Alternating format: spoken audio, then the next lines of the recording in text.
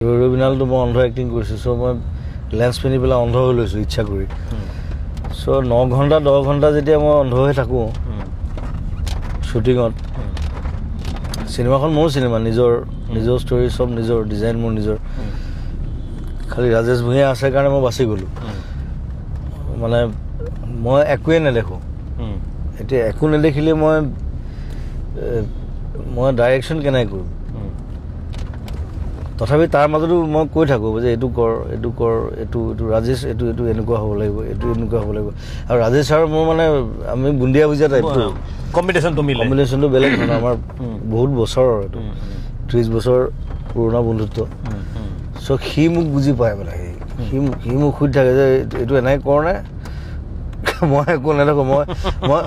মই খালি কওঁ যে বোলো এই লাইটটো অকণমান এইটো হাফ ছেড কৰ যে মোক সুমন দৌৰাই মোক কয় চালা তই অন্ধ হৈ আছ লাইটটো ঠিকেই দেখিছ কিন্তু মই বগাটো দেখোঁ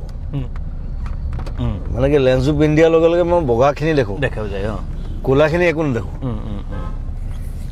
মই কাৰণে কৈছোঁ মই হাফ লাইটটো মই গোটেই এই চিনেমাখনত চবেই হাফ লাইট দেখিব